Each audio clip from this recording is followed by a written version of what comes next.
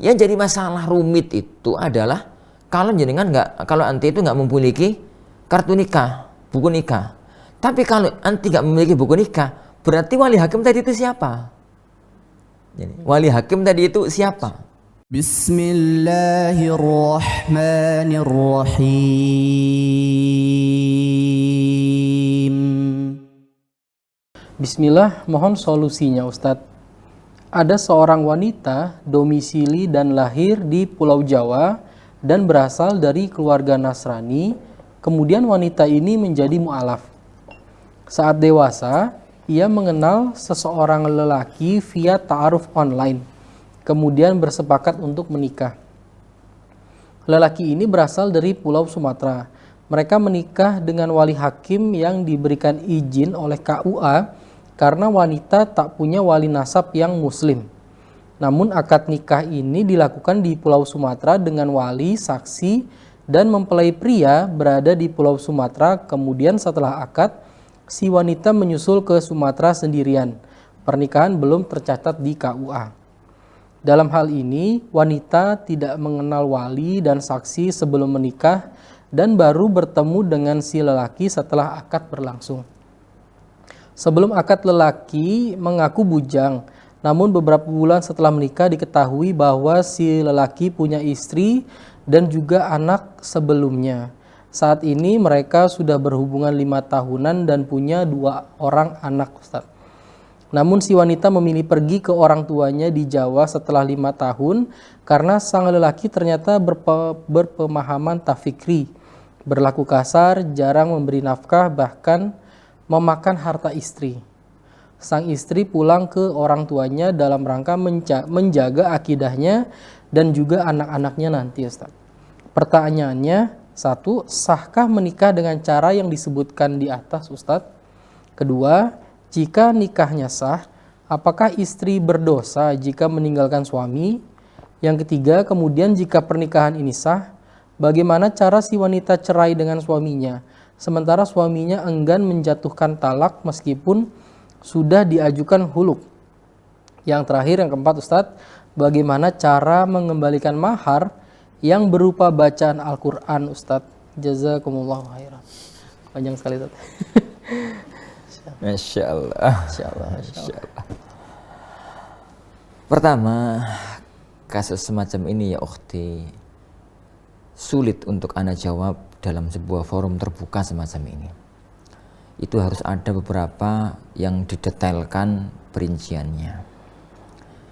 Yang paling inti 1. Nanti tadi mengatakan wali hakim yang diberikan izin oleh KUA setempat. Tapi di akhir nanti mengatakan pernikahan belum tercatat di KUA. Itu maksudnya apa? Jadi katanya yang pertama, jadi wali hakim yang sudah diberi izin oleh KUA. Berarti KUA tahu akan ada pernikahan itu. Kalau KUA tahu, kenapa nggak ada surat catatan di KUA? Itu bingungkan. Makanya pertanyaan-pertanyaan semacam ini, itu nasihat ana lebih baiknya disampaikan ukhti aja kepada ustadz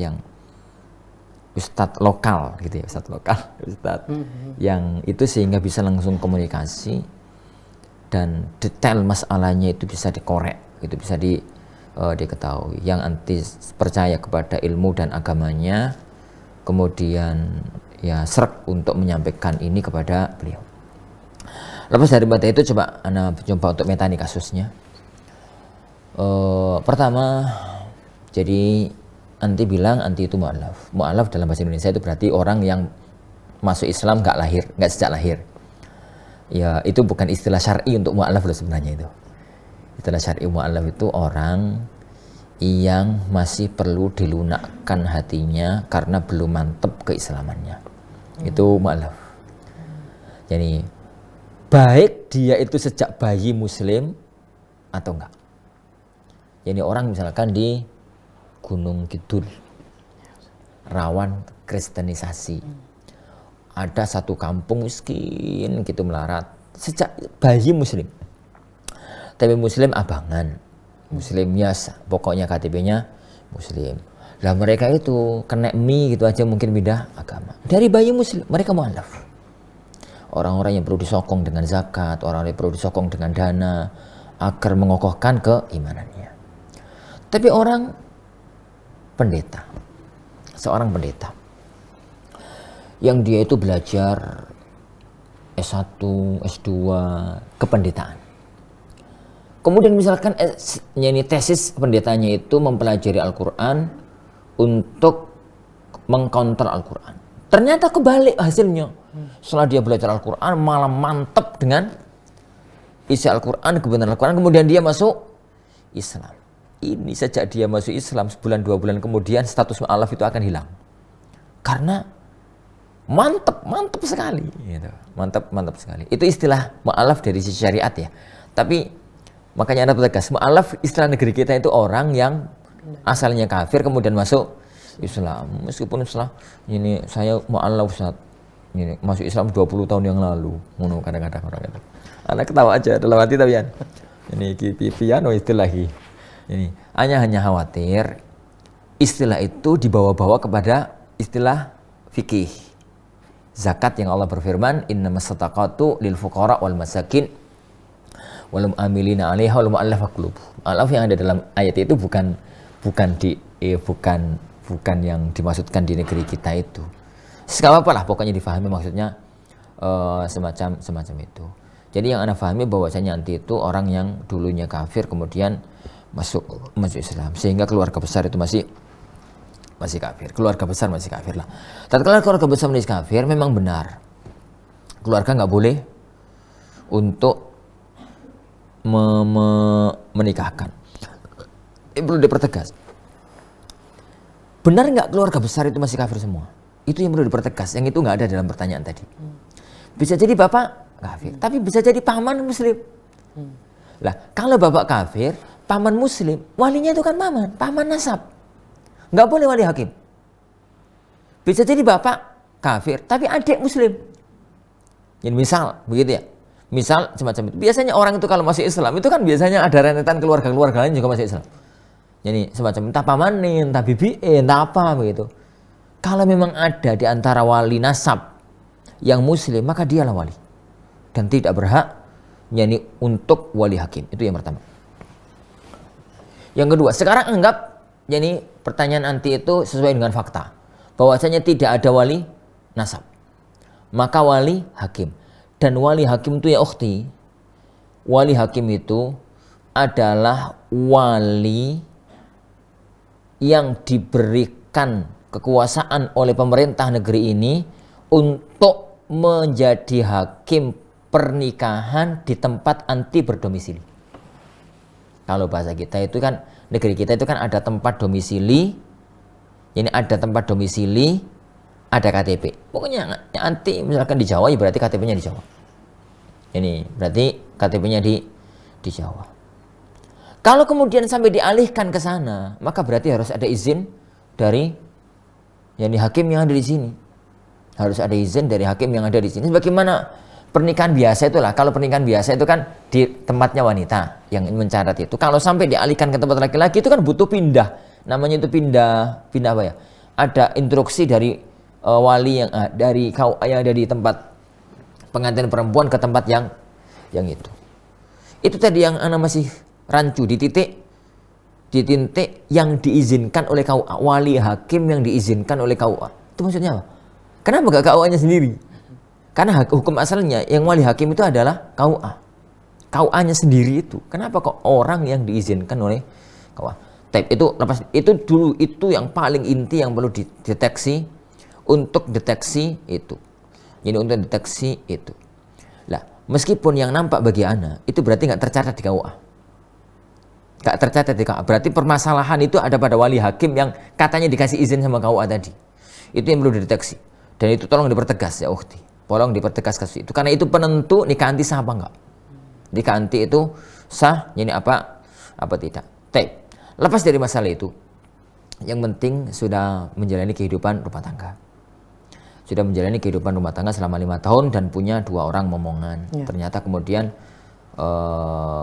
kurang perhatian, kasar, takfiri bahkan gitu. Kemudian nanti pindah dari Sumatera pulang ke Jawa untuk menyelamatkan agama dengan 2 anaknya. Otomatis dari cerita tadi kan berarti bawa dua orang anaknya. Tentang status pernikahan yang Ana gambarkan tadi masih kurang jelas beberapa titik permasalahannya. Sekarang anggaplah nikah itu sah. Kalau nikah itu sah, berarti kan anti itu punya kartu apa? Anti itu punya kartu nikah. Pasti itu. Karena wali hakim. Mesti anti itu punya kartu nikah. Maka gugatlah ke pengadilan tempat kartu nikah itu dikeluarkan. Dan hulu itu, jadi kalau mengajukan hulu sama suami gak diterima oleh suami, maka hulu itu diajukan ke pengadilan. Hulu itu diajukan ke pengadilan. Nanti pengadilan yang akan memutuskan. Nanti pengadilan yang akan memutuskan. Kalau kemudian nanti pengadilan memutuskan, ini memisahkan antara anti dengan suami, selesai. Suami mau misah, mau nggak misah, mau nyerai, mau nggak cerai, itu nggak ada masalah. Karena telah dipisahkan oleh pengadilan. Lah mengembalikan mahar tergantung keputusan hakim. Tergantung keputusan hakim. Itu yang pertama. Yang jadi masalah rumit itu adalah kalau anti itu nggak memiliki kartu nikah, buku nikah. Tapi kalau anti nggak memiliki buku nikah, berarti wali hakim tadi itu siapa? Jadi, wali hakim tadi itu siapa?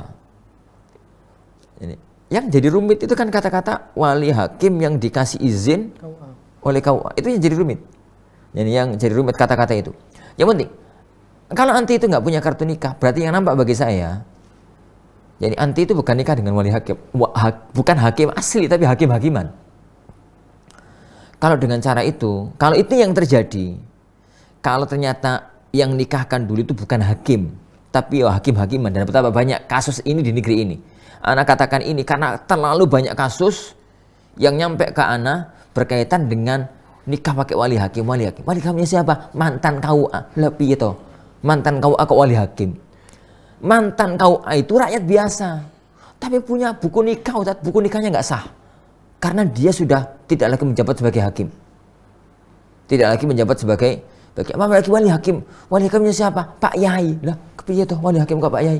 Ini. Terlalu banyak kasus yang semacam itu. Apabila memang ternyata pernikahan itu bukan hakim yang benar. Jadi pernikahan itu bukan hakim yang benar. Bukan hakim yang sah, berarti anti sebenarnya itu nggak nikah. Tapi hubungan pernikahan selama ini yang ada jima dan macam-macam itu bukan zina. Itu yang dalam fikih namanya wat'u syubhah. Wat'u syubhah itu yani apa ya? Seorang laki-laki ngumpuli seorang wanita, dia sangka mereka adalah suami istri padahal bukan suami istri. Jadi pelakunya meyakini kalau mereka suami istri, ternyata faktanya mereka bukan suami istri. Maka selagi mereka belum tahu status, maka itu nggak dihukumi zina. Itu nggak dihukumi. Itu dalam fikih namanya wat'u syubhah. Jadi apa ya? Jima karena syubhat pernikahan. Pelakunya meyakini mereka sudah nikah, ternyata belum. Dan anaknya anak sah. Tapi begitu ketahuan hukumnya langsung pisah. Tanpa cerai, tanpa khulu, tanpa apapun. Langsung pisah. Pisah itu yang dalam fikih namanya fasakh. Jadi pisah karena kondisi syariat. Jadi karena kondisi syariat. Lah, jika yang terjadi ini yang kedua ini, maka masalah ini aman. Jadi jika yang terjadi bahwasanya wali hakim yang diceritakan tadi itu bukan hakim, tapi hakim abal-abal begitu ya. Berarti sebenarnya pernikahan belum terjadi. Pernikahan nggak pernah terjadi. Tapi anaknya itu anak sah, anak syar'i. Anak yang dinasabkan kepada bapaknya. Anak yang dinasabkan kepada bapaknya. Dan anti tinggal menjalani iddah. Jadi menjalani iddah pisah dari suami. Jadi iddah fasakh begitu. Dan anti sudah keluar dari ikatan suami yang kok suami. Yang kemarin disebut sebagai suami. Tapi perlu dipertegas tentang masalah status pernikahan ini dulu. Jadi tentang masalah status pernikahan. Kalau memang pernikahan itu benar terjadi dan ada buku nikahnya dan memang itu adalah wali hakim yang sah, berarti digugat ke pengadilan. Tapi kalau itu bukan wali hakim yang sah, maka begitu ketahuan hukum langsung lepas begitu saja. Wallahu a'lam bishawab. Nah,